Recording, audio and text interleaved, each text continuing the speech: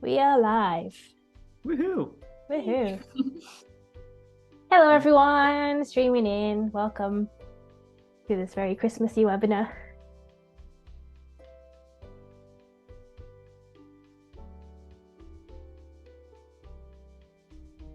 Hope everyone's feeling very Christmassy today. If you've got a Santa hat, feel free to put it on and join us. If you've got a background, even though we can't see you, put it on anyway. We are all sitting here in a snowy forest. We are the exact same one. We're sitting around a campfire. You can't see it because the camera is in the fire, but it's a fireproof camera.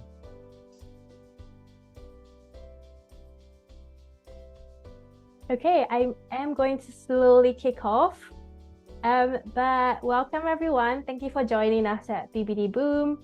We are very excited to be doing the second Christmas webinar with Kyle, and hopefully we'll make this a tradition. But we had so much fun last year, so we were so excited to be able to do this again. So thank you so much, Kyle, for joining us today. We are going to try to keep this webinar to around 30 minutes, but we also don't want to make any promises. So we're going to keep it around there, and we're trying to time it as close as we can. But yeah, we're just going to go for it and just have lots of fun. And that is the priority today. So if anyone does have any questions or anything like that, there's a Q&A section in there. Feel free to put anything in there and I'll be watching that as we go along. But let's start off introductions. If some of you have met us, you probably knew us, but it's good to reintroduce us anyway. So my name is Clorinda. I'm going to be the host of the webinar today, and I am the HubSpot strategist of BBD Boom. My role at the company is basically advising our clients on how to use HubSpot in the best way possible. And I've been using HubSpot since 2023 and I love it. And so that's why I'm still here. But that's me. Moving on, we have Katie Townsend. Katie, I'll let you introduce yourself. Thanks, Dorinda. Yeah, so my name's Katie and I'm acquisition consultant at Boom. I work in the same team as Clorinda in the solutions team, and my role again is to advise clients on strategies and how to best sort of translate their processes into HubSpot in the most efficient way possible. So that's me. Thanks, Katie. If anyone wants to introduce yourself, feel free to engage in the chat. But moving on, let's introduce Kyle. Hello, Kyle. Hi, thanks for having me. I'm Kyle. I work at HubSpot. I'm an evangelist, which means I just try to get people excited about HubSpot. I do that mostly through a lot of social posts and events like this. Very excited to be back in the Santa hat a second year in a row, and very much hoping we can make this a tradition. Amazing. Thank you. Yes, if you are not following Kyle on LinkedIn, make sure you're doing that because his product update announcements are very, very exciting. And there's a lot of engagement on it as well. Like you get feedback from all sorts of partners and HubSpot users about different use cases. So you get the updates, but you also get like ideas on how to use them. So it's a really great place to engage. Oh, the chat, if that's disabled, feel free to just put them in the Q&A. I can engage with you there as well. All right, just moving on to the agenda. We actually are going to break this down into three main components for this webinar. So the first one is we're going to be talking about the most exciting product updates in our opinion anyway, because there were so many, we can't possibly cover them all. But we're going to talk about the top 3 favorite ones. Then we're going to move on to weirdly wonderful customizations, where we share with you some customization ideas on how you can apply some interesting features in HubSpot to your instances. Then we're going to move on to the third phase, which is what to expect in 2024, which is where we'll have Kyle share with us a few little insights as to what we hope to see or we could hope to see in 2024. Then we'll end it off with a Q&A. So before we dive into that, we want you to kind of paint a picture in your minds. So picture this, you are head elf of Santa's Workshop. So let's all pretend we are head elf of Santa's Workshop. Santa's Workshop helps families grant the wishes of their good children by crafting, packing, and delivering gifts to their homes. HubSpot has gifted you with their software to manage marketing, sales, and customer services because they want children to get all their gifts in time for Christmas. So throughout all the updates and customizations we're going to be sharing with you, we are going to be basing our examples off this scenario. So just pretend you're one of the employees in there, and hopefully we'll all have a lot of fun together. So without further ado, we're going to move on to the first segment, which is the best of 2023 HubSpot updates. The first one is something that I absolutely love, but I'm going to let Katie talk through this one. But yeah, my clients love this update. So I feel like this is one of the biggest ones of the year. It's definitely been such a game changer for my clients, and that is the prospecting workspace. You can kind of see there in the screenshot a little sort of glimpse of what that looks like, but essentially what it is a dedicated workspace for your sales team that basically consolidates all of your activities into one place. So you can see there it's got tasks that are coming up in the day, you've got your meetings that are happening, anything that's overdue. I also really like that it flags email replies that you've had that you haven't responded to. It's just really helpful to keep you on top of your workload and give you that broad view, because a lot of feedback I was getting before this rolled out was that people didn't really know what was going on. So it's nice to have it in one place. But once this was launched, HubSpot later then rolled out a new object in the CRM, which is leads. Leads basically allows you to have a full view of your prospecting efforts and the stage in which they're at. Previously, it was quite easy when you're using the contact object, it's quite easy for information about their lead status to get lost in the contacts area amongst all of the other information that you had. So it's quite nice because leads can be categorized into distinct stages. So for example, you've got new, attempting, qualified, disqualified, and you can also set up rules as well, so that, for example, when you mark a lead as qualified, a deal automatically gets created, or let's say you put it as disqualified, it will prompt you to put in a disqualification reason.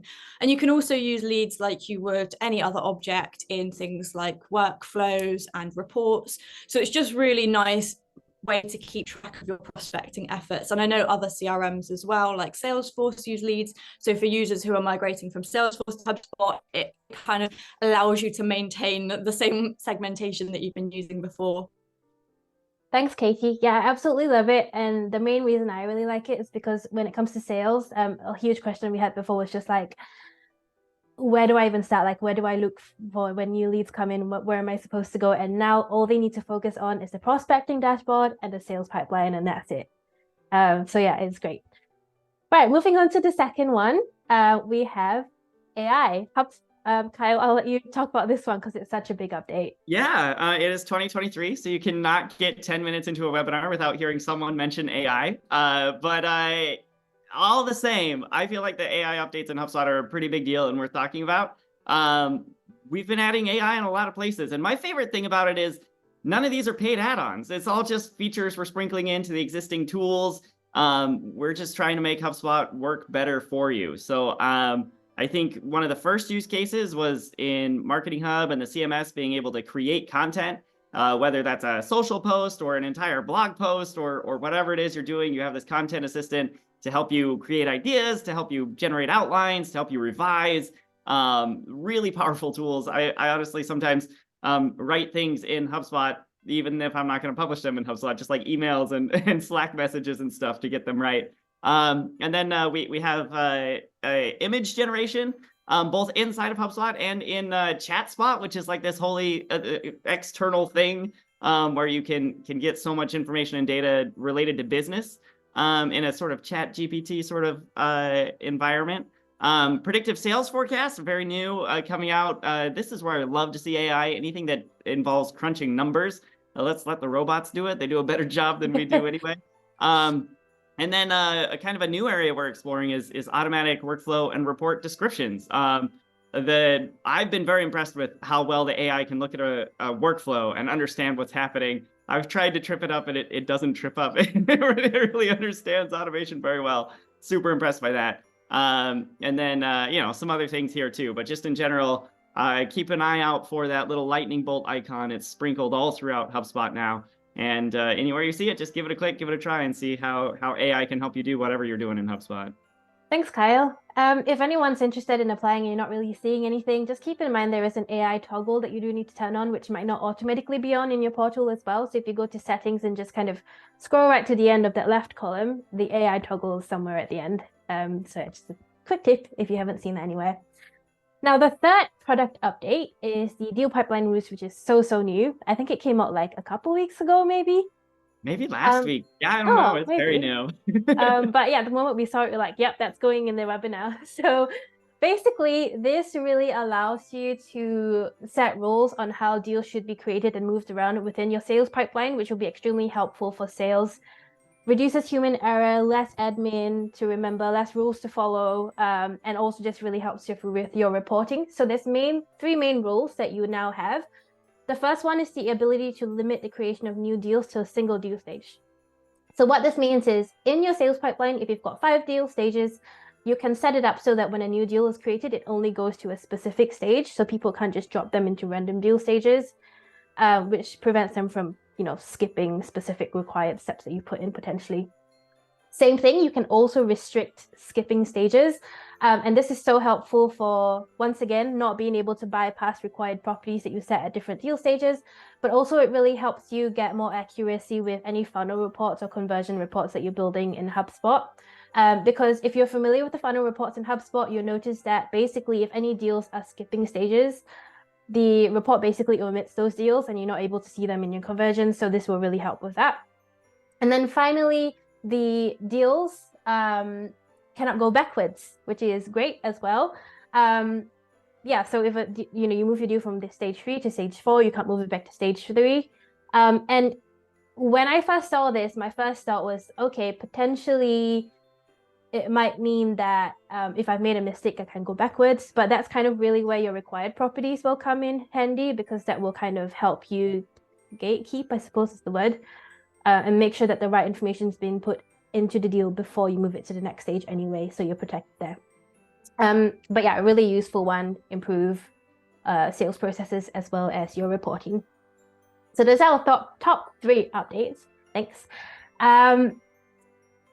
So Cleo has asked, you can't see the deal pipeline rules in the portal. Does it need to be enabled? I'm actually not sure. Do either of you know that? What I do know is you should find that in the deal object settings. It's one of the tabs on there. But sorry, was either one of you? Yeah, I don't remember if it's a beta you need to opt into or if it's slowly rolling out. Thank you. I don't even remember if it's a personal feature or an enterprise. I can look all this up, but I don't know off the top of my head. I apologize. No worries. If you wanted to jump ahead and check if it was in public beta, though, just go to the product updates in your drop down in the top right corner where your logo is, and you should see that in the beta list. But yeah, we can always confirm that with you afterwards. But yes, these are our top 3 updates. Right, moving on, we will move to a really fun activity, which is a live poll. Let me just open this up. We're going to have 2 questions for you. It's really just for you to have, it's nothing serious at all. Where is it? There we go. Okay. So I'm going to launch this poll. Hopefully everyone can see these questions. We've got 2 questions today. Feel free to just drop in your answer, and I will be sharing the results of this poll at the end of the webinar. Now, whilst everyone is answering these questions, I just wanted to shoot a couple to Katie and Kyle as well. So first question for you, what is your favorite Christmas tradition? Kyle, would you like to go first?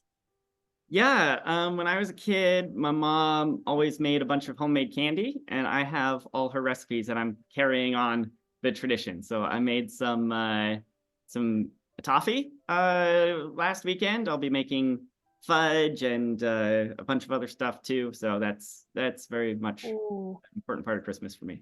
That sounds really nice. Katie, what about you? I would say as we live near the beach, we usually go for a beach walk, on a very chilly beach walk. I was gonna say. There's always some crazy people. It's a big tradition around here. Everyone goes in the sea on Christmas Day. I've never done it myself. I'm not brave enough, but it does look really fun. Oh, that sounds good. To be honest, I'm sorry. How about you? Oh, yeah, so Christmas traditions are like super new for me because I'm from Singapore and we don't really celebrate Christmas traditions that much. But I'm picking up new traditions here now that I've moved to the UK, which is very exciting. Like I've never had a stocking, and now we have stockings in the house, and that's really exciting for me. I don't even know what you do with stockings, but there we go. But yeah, that's fine. Second question, what is your favorite Christmas movie? Ooh, mine's always Home Alone. It's my favorite. But I don't know if I prefer the first or the second one. I like them both. What about you, Kyle?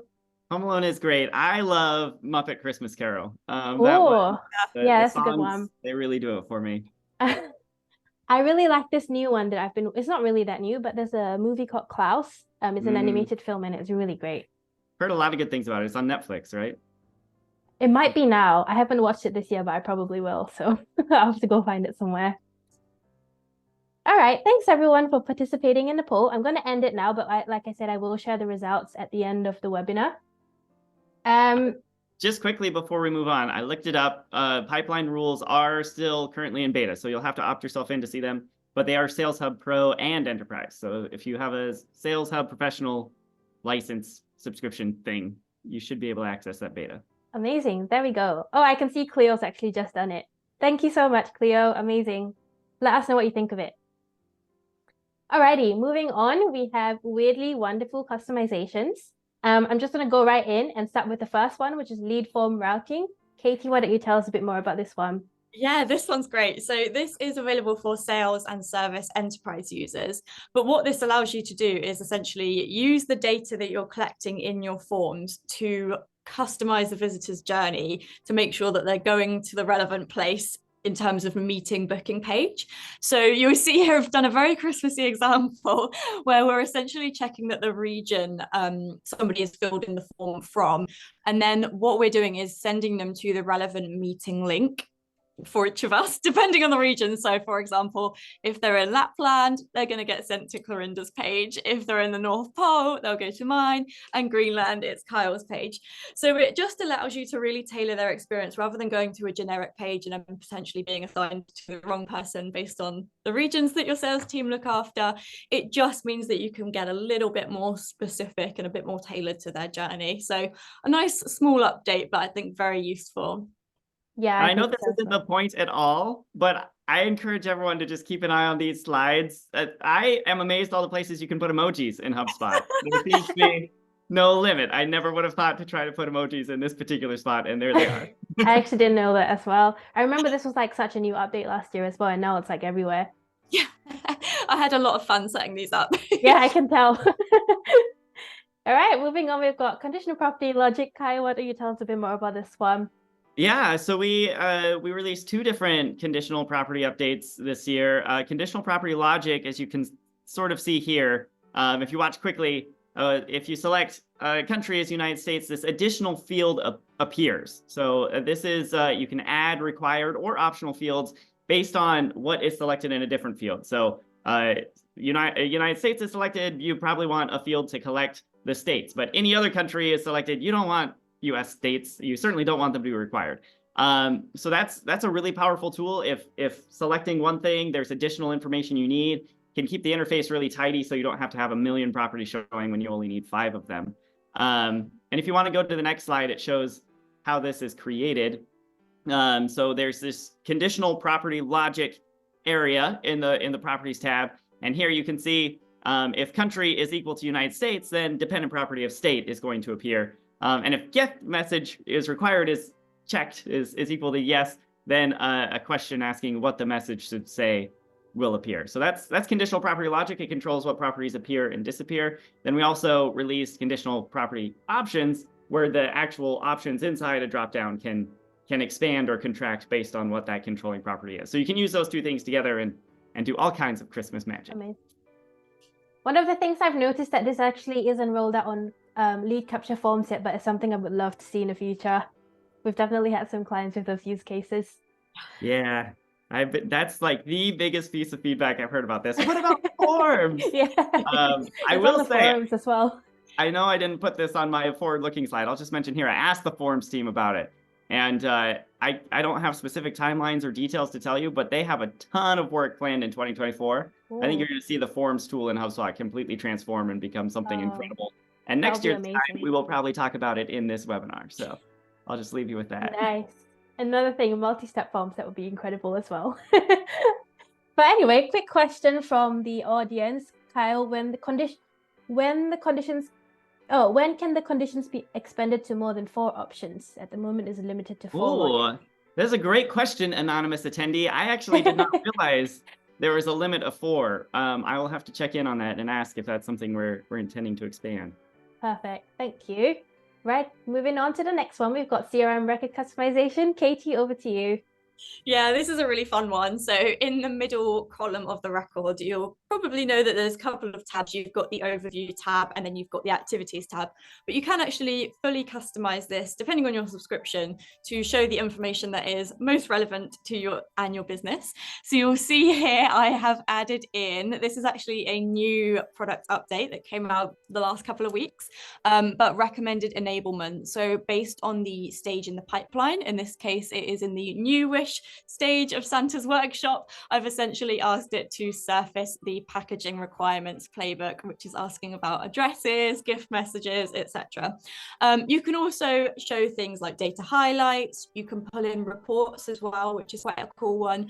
And just any information that you need to see, so associated records, anything like that.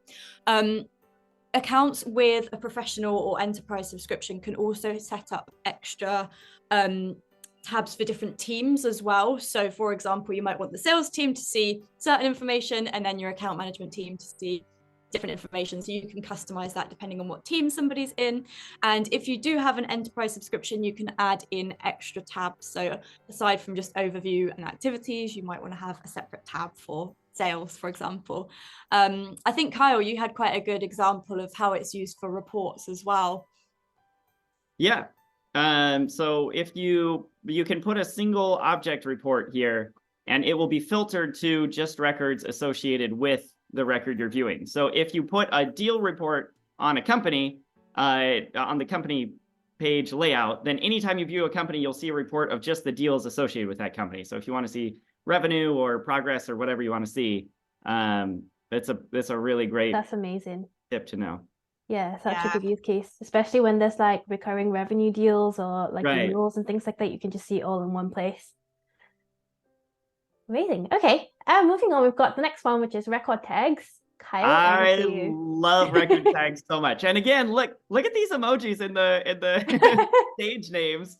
Love it. It's so beautiful. But it's kind of funny because record tags in some way were the great emoji killer. I know a lot of very clever HubSpot users were using different emojis and like workflows and things to try to color code these deal cards. Now these tags just exist. You can create up to 10 of them and they're fully automatic. You can filter them. Actually, if you want to go to the next slide, you can filter them based on a variety of different criteria. You can even look at associated records, and you can have these a name and an emoji if you want. It's built right in there. You can see the little emoji button and a color. And so as your deals or tickets or whatever are progressing, if they've gone too long without an update or if they're missing a particular piece of information, you can flag that in a very visual way so your reps can see them and realize, oh, I need to do something with this one. It's really easy to set up. It's instantaneous. It's just a joy.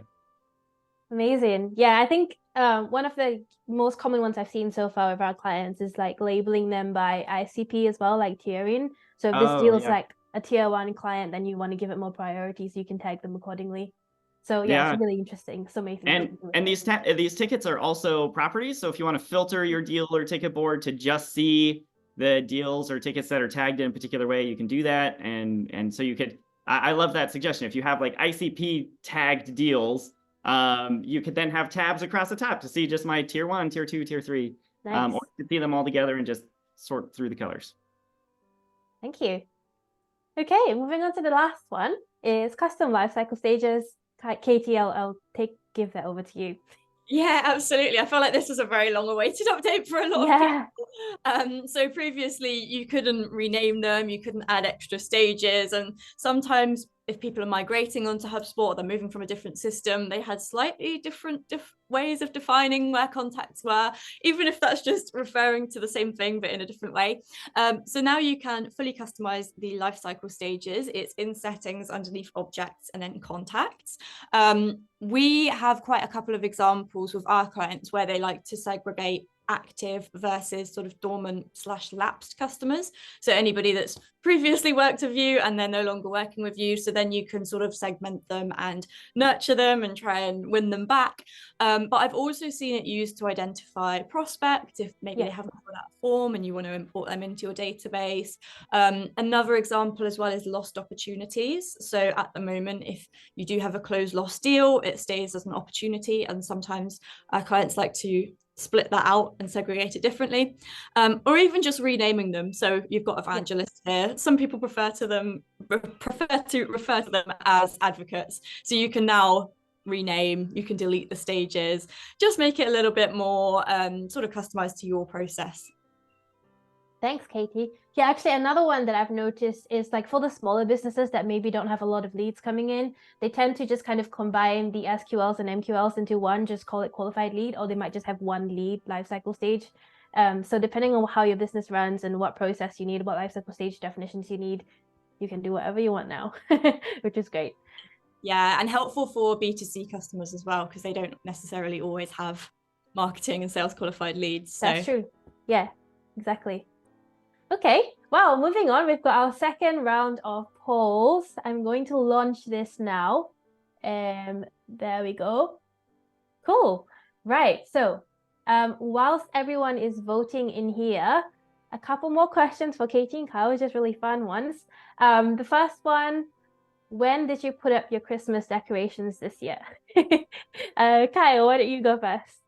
Yeah, so here in the States, we have the Thanksgiving holiday, the fourth Thursday of November. And always, the standard protocol here in the Jepson house is the day after that Friday, we're putting up our decorations. So because it's the fourth Thursday, it kind of varies actually how close that is to Christmas. But we've been up for a few weeks here. Oh, nice. How about you, Katie?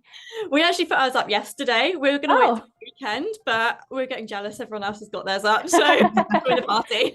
Yeah, you kind of get a feel when you should start putting that when you drive down the street and you're like, right, there's Christmas lights here and there, and like slowly piling up.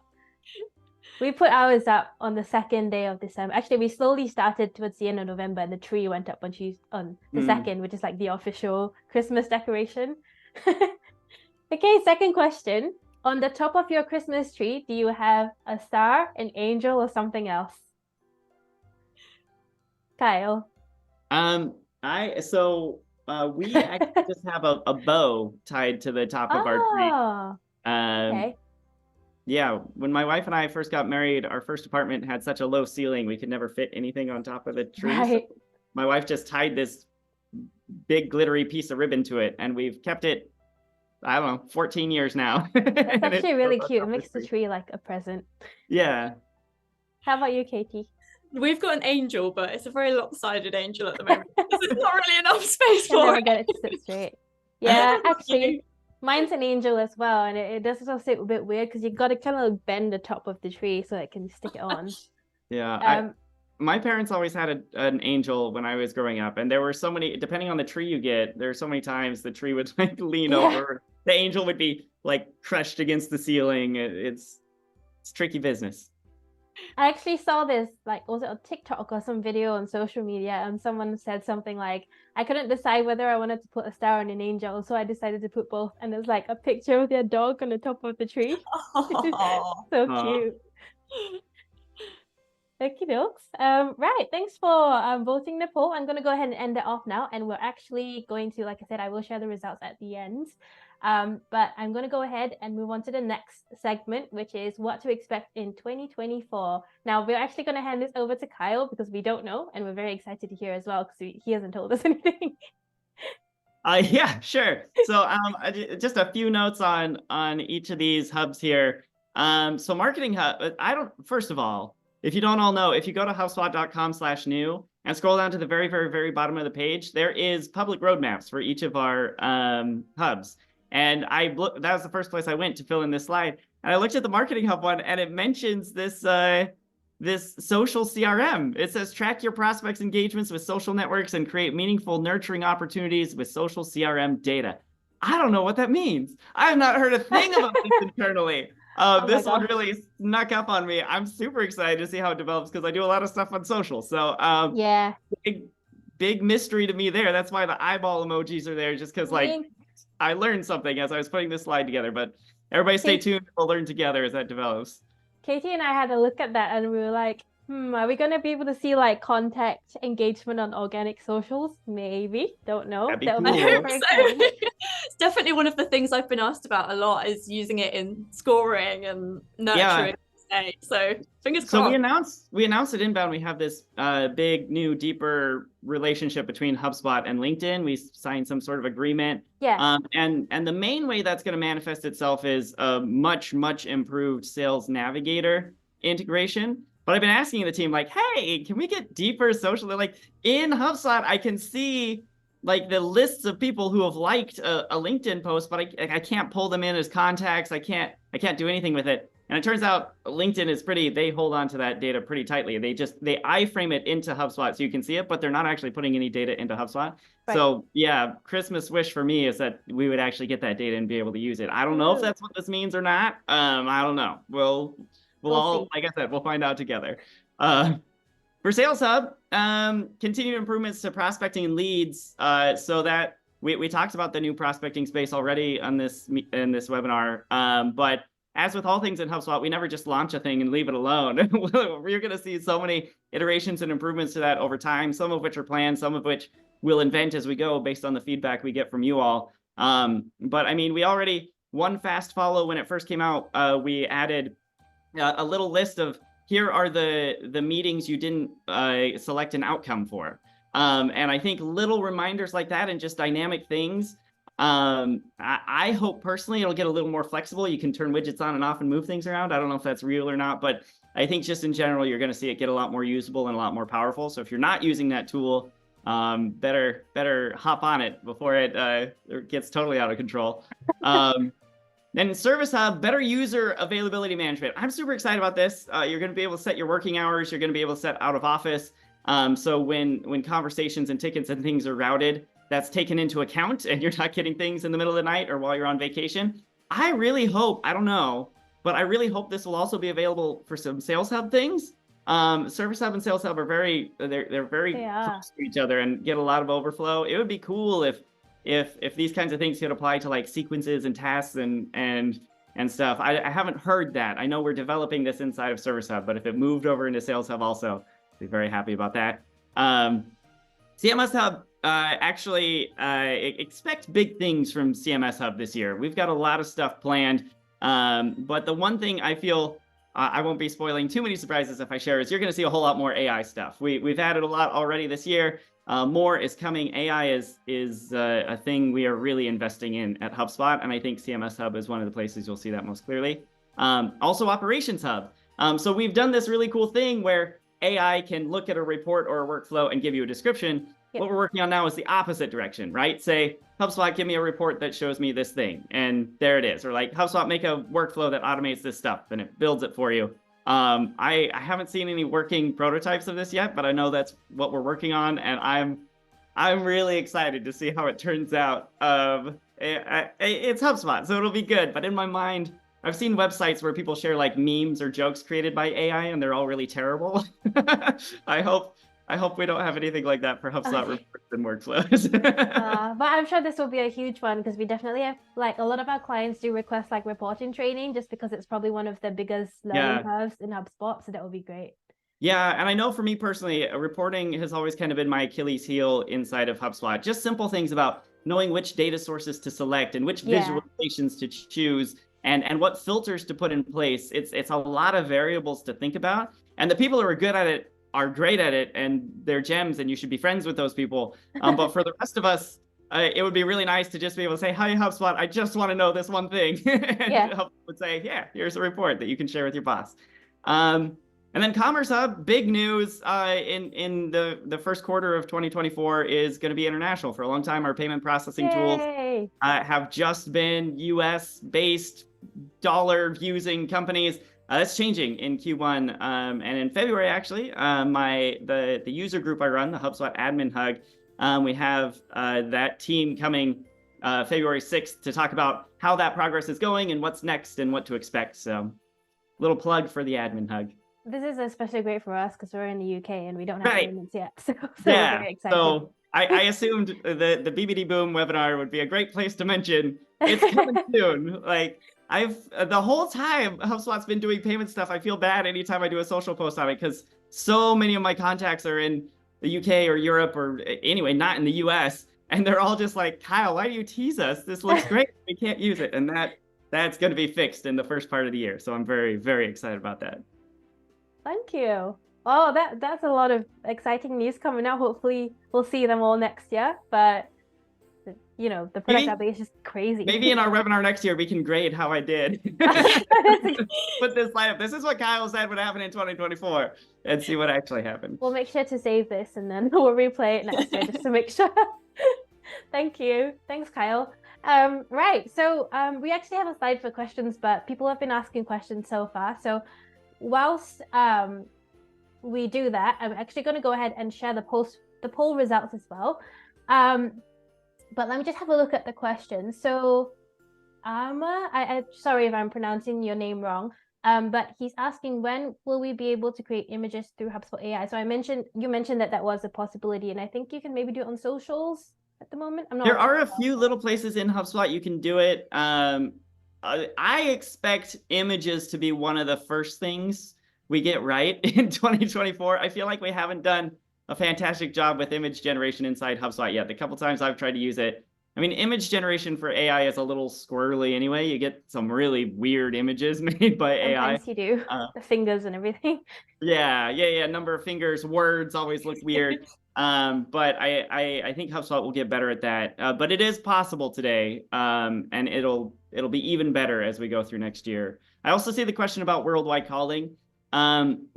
Limitations on areas we can call are very difficult to overcome, and it's been very slow moving. We've had a calling tool for about as long as I've been at HubSpot, which is like 8 years now, and expansion has been very slow. I apologize for that. I don't understand all the technical limitations. I haven't heard anything to suggest that's going to get a whole lot better in the near future. So the way it is now is probably the way it'll be for a little while. And then I'm with you. Let's link HubSpot and LinkedIn. I'm all for it. Yes, sounds great. Alrighty, so poll results. If HubSpot's 2023 updates were a Christmas movie, which one would it be? And the top answer was Elf, as enthusiastic and helpful as Buddy with email campaigns. Question 2, which HubSpot feature from 2023 is on your team's nice list? The top, there's actually 50-50 top vote. Perfect tie. I know.